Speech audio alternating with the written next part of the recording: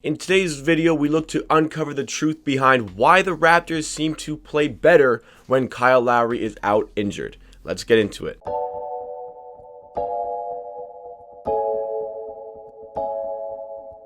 Welcome to Amateur Sports. This is the channel where you get NBA content with a focus on the Toronto Raptors. You get a ton of Raptor videos and you get a ton of live streams like the one we did last night for the watch long against the Houston Rockets. Check out all the great content you missed out on by not being there. Baines for three.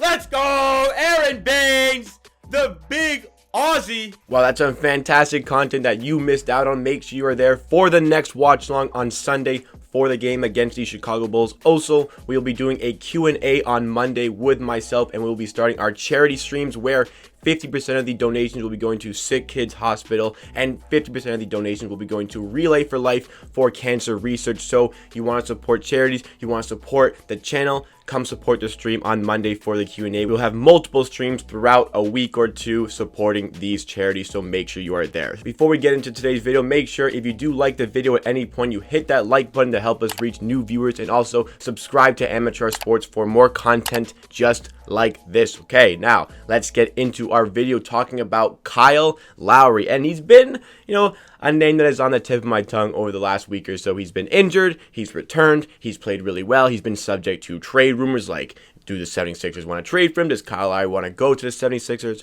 Where does Kyle Lowry want to be? A lot of questions surrounding Kyle Lowry very recently. But the biggest thing for Kyle Lowry is that he is still taking care of business on the basketball court in his 2 games in the return since his absence. The Raptors are 1-1. However, Kyle Lowry has had fantastic games in both of them. He was great in the loss against Miami despite the Raptors losing. Kyle Lowry put up 24 points in that game, but last night, one of his best performances of the season against the Rockets, a triple-double.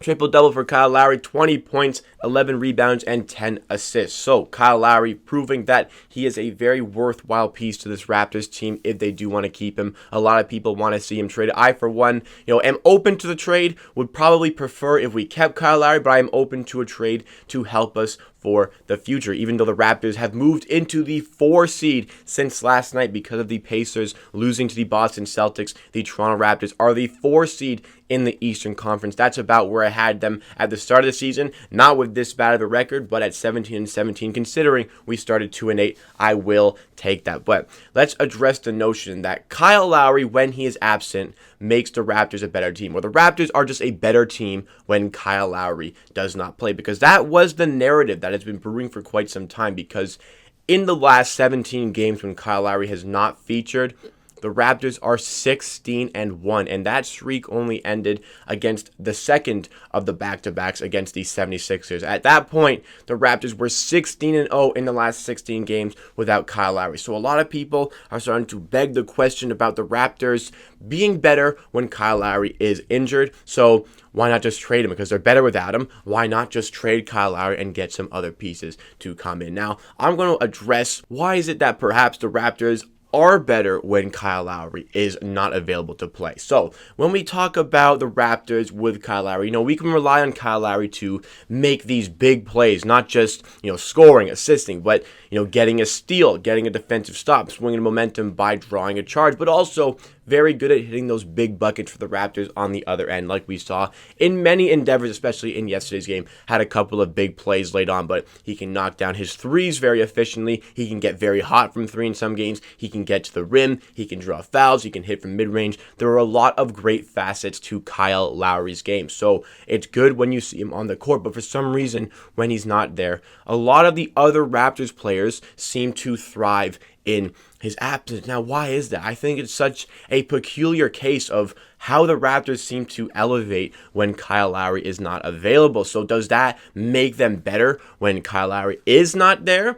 Well, I think that the Raptors, the most logical explanation I have for this, because it is such a peculiar case, it's very difficult to really pinpoint the exact reason why the Raptors seem to win when Kyle Lowry is not available. But I think that the biggest thing is that it's not about the Raptors winning because Kyle Lowry is not there.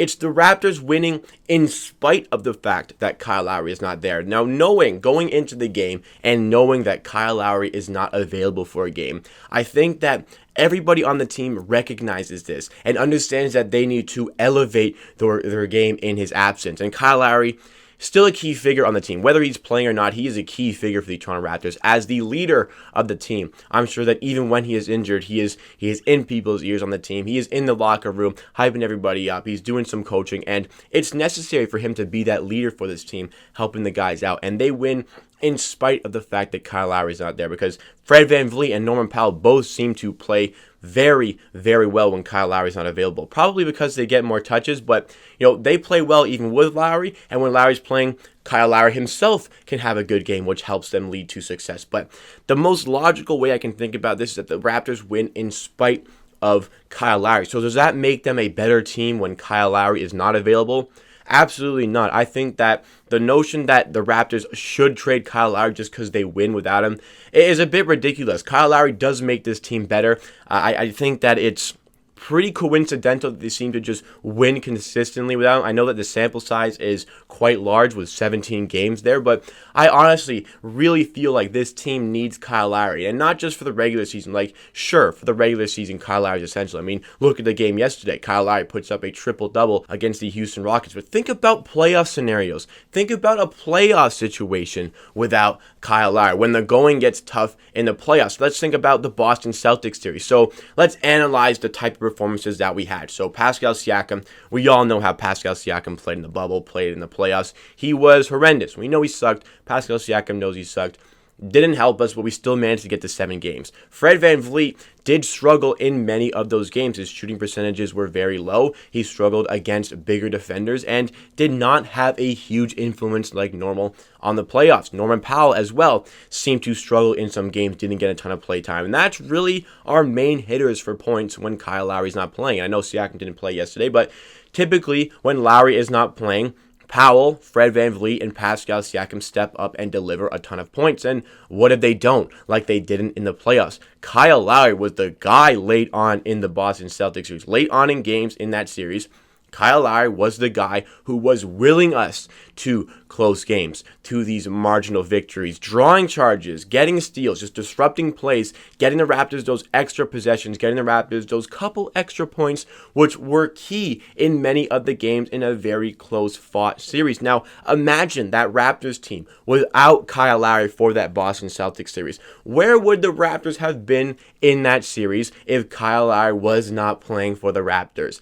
I don't even want to think about that because I'm pretty sure the Raptors either get swept or lose in 5 if Kyle Lowry was not playing in that series. So maybe if you want to address the notion in the regular season that maybe the Raptors just seem to play better because everybody else gets a lot more touches, but when it comes to the playoffs, if the Raptors want to be the best team they can be in the playoffs, Kyle Lowry 100% absolutely needs to be on this team. And Kyle Lowry, over the last 8, 9, 10 years or so since he's been on the Raptors, has been one of the most clutch performers in the playoffs. He has one of the highest total amount of clutch baskets in the playoffs, up there with the likes of Kevin Durant, up there with the likes of LeBron James. It's a real statistic there.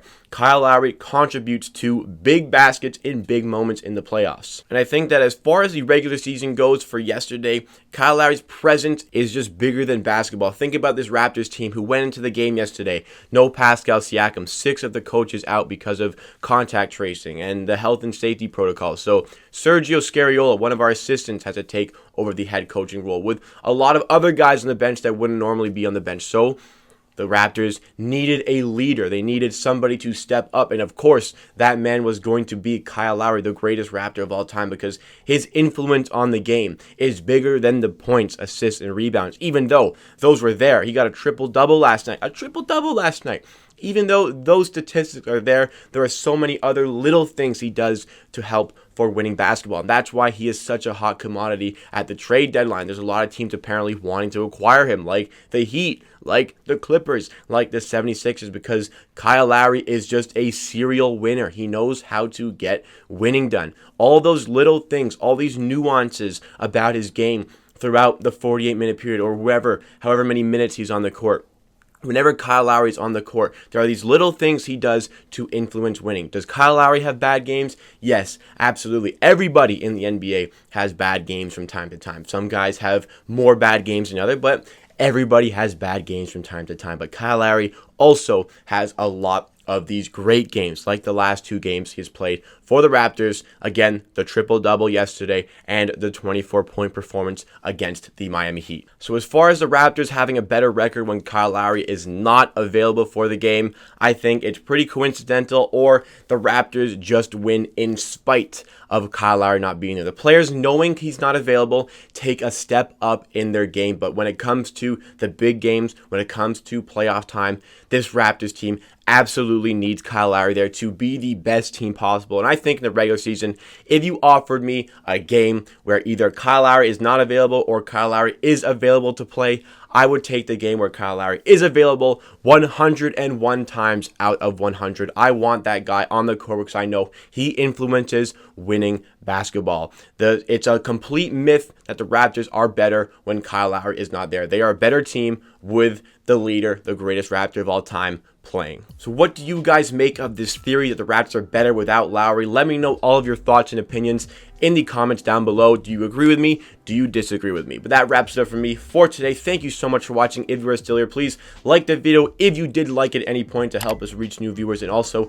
hit that subscribe button and subscribe to Amateur Hour Sports for the videos like this, for potential live streams where we do a lot of fun stuff like the watch alongs, like the one we're doing tomorrow night for the game against the Chicago Bulls, and the Q&A we will be doing on Monday, where we will start the charity streams. The charity streams where, again, 50% of the donations will be going to Sick Kids Hospital.